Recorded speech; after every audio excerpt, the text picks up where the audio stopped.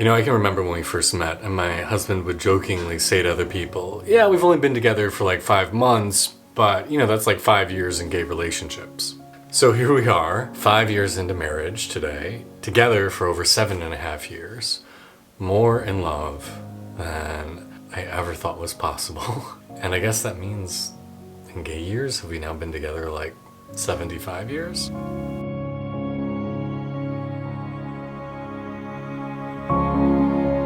So hey, if we haven't met before, my name is Caitlin. I'm an ecstatic spirituality coach, and I host this YouTube channel where we explore the intersection of sex, spirituality, sexuality, finding your authentic voice, and a sense of belonging both within yourself and within the world. Now, I met my husband a little over 7.5 years ago, and I created a whole long YouTube video about how we met and how we got married and how all of that early relationship started. And I thought it would be good to create a follow-up video about not just how did it begin, but how is it going? Because now we're 5 years in to the experiment of being married together for 3/4 of a decade, and I'm with somebody who feels both at the same time endlessly new and fascinating to me, and someone who I feel like I've known forever. My husband and I often say, this isn't the first lifetime I've loved you. I've followed you from life to life, and I know there'll be many more after this one.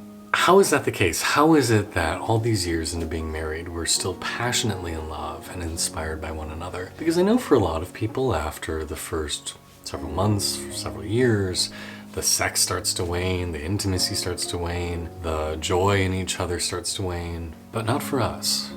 So what do we do differently? And I think perhaps there's a few key things about what makes our relationship so phenomenal that you can steal and use for yourself. So first thing, and I really do believe that this is the bedrock for any good relationship, whether it's platonic, romantic, sexual, or otherwise, is communication. I think one of our gifts as a couple is our ability to communicate. What are we feeling? What do we want? What's going on for us right now?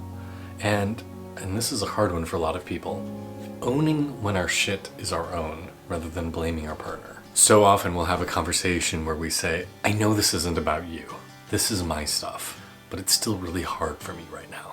My husband often says, in these 7.5 years together, we've never really fought. Have we had disagreements? Yeah, but no one's ever screamed at the other person. No one has ever used unkind words. Never once have we used our knowledge of our partner's secret wounds and delicate areas to wound them. And I think that is a key part of trust and good communication, is to say, hey, you've been vulnerable with me. You've shown me the parts of yourself that you don't share with the rest of the world. I'm not going to press into those wounds to leverage them against you. I'm not going to ever intentionally make you feel bad or use my secret knowledge of you as a sort of emotional blackmail. But I'm always going to treat you with love, respect, and kindness, even when I heartily disagree with you, even if I'm angry, even if I feel wronged. I'm not going to use those secret wounds against you. And I think that's a big thing for couples. Like, how often do we see, like I know I see with my parents, people bring up something that they know is going to needle them. It might even be from 30 years prior, but they're like, there was that time where you did X, Y, Z, and because of that, too much drama. Oh my gosh. I remember when I was teaching negotiation strategies and conflict resolution skills back when I was doing corporate coaching work. And one of the things we would always encourage people to say is always stick with the present. Like, do not bring up feedback from 6 months ago, 6 years ago. Stick with what's going on right now. And I think that's something me and my husband do really, really well. The only time we really dive into the stores of our history is when we use it to complement one another or use it as a way of demarcating growth over our time.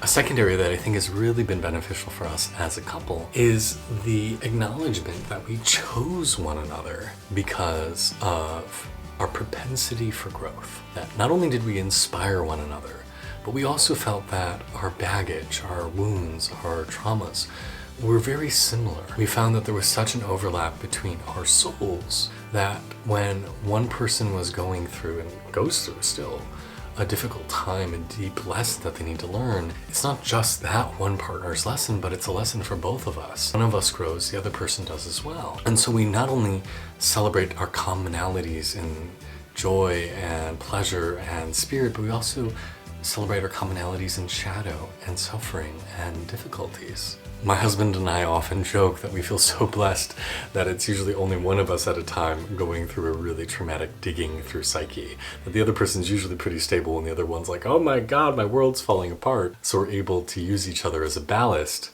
but at the same time learn from one another as we're going on our own respective growth journey. Another thing that I think is really helpful in keeping the spark alive in our marriage is we chose a partner who we think is ridiculously beautiful. And yes, I do mean that on a physical level. Like, I think my husband is absolutely stunning, and every time I see him walk into a room, my eyes and my heart light up and explode out of my chest. And every time I see him in his underwear and naked, I'm like, ooh, hubba hubba, who are you? But more than that, the most beautiful thing about my partner, and what I honestly can say I've never seen anyone else on this planet who I think of as being more beautiful in this regard, is his heart. When I first saw his picture on OKCupid, I almost couldn't see him because I just saw this golden light infusing the picture, radiating out of him. I've never met anybody who glows so intensely as him. And so I think he is the most beautiful person. And yes, that is partially physical, but more than that, it's what I see radiating from the inside. And when you choose a partner because of how they glow, because of how close their soul sits to the surface of their skin, then you're going to find them endlessly fascinating and beautiful.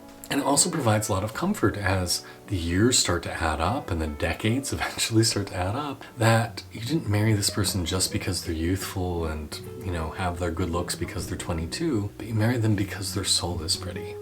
And that provides a sense of peace and ease as you start to notice the signs of aging, as you start to notice yourself not being the hot 20-something anymore. In fact, during our wedding vows, we said something along the lines of, I can't wait to make love to you when you're 80. You're going to be too beautiful to behold. And I really mean it. Like, I imagine my husband with all these little folds and wrinkles and saggy bits and think, oh, he's going to be so cute. I can't wait to get to just roll myself up in his little blanket of excess skin. Okay, that sounds really weird, but that's like kind of an inside joke between us about like, oh, I'm just gonna curl up in your little folds of wrinkles and just like wrap him around. Okay, we're weird, I know.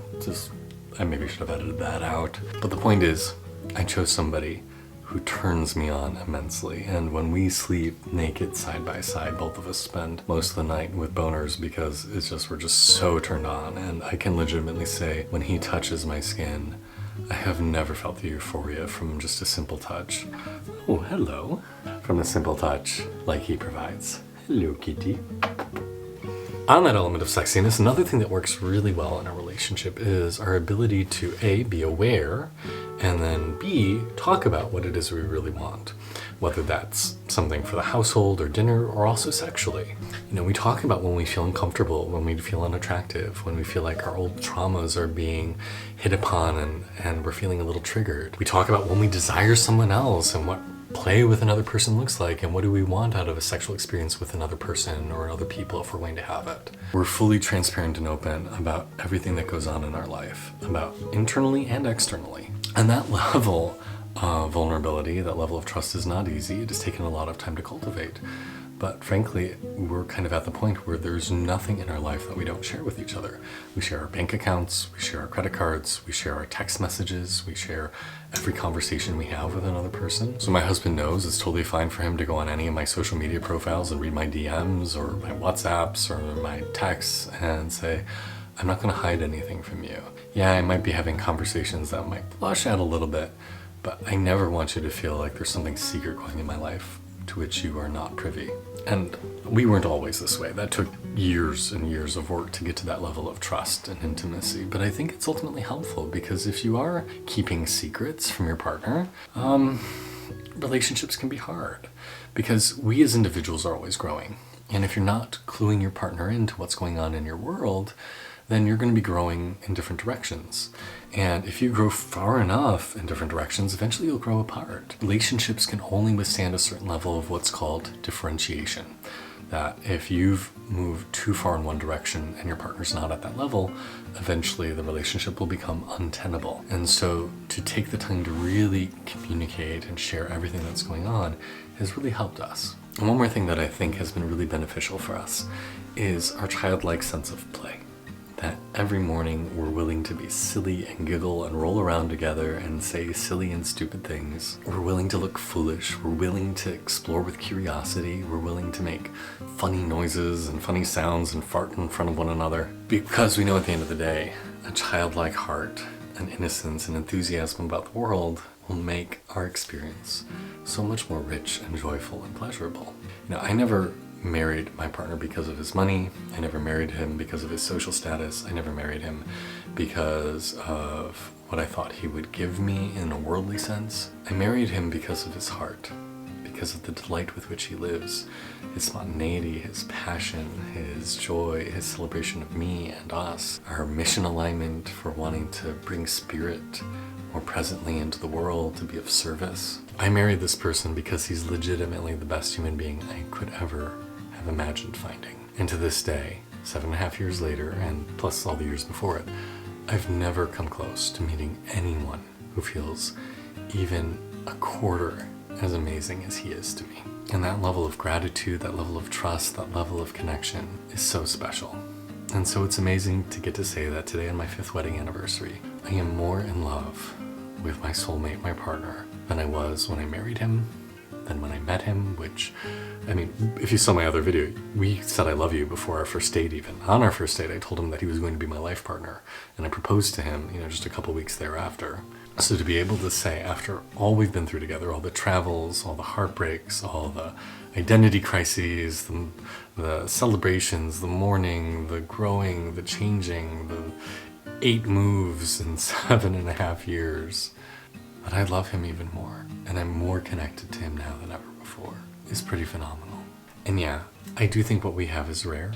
I don't know if everybody is able to find such a twin flame, such a perfect mirror soulmate, but some of the things that we use to make our relationship thrive can be applied to any relationship, regardless of whether they're sexual, romantic, platonic, whatever. So I'm hoping me talking a little bit about this today has inspired you and how you can grow your love for your partner wherever you are. I'm Kaylin. This is Ecstatic Self. It's a pleasure to get to be here with you today.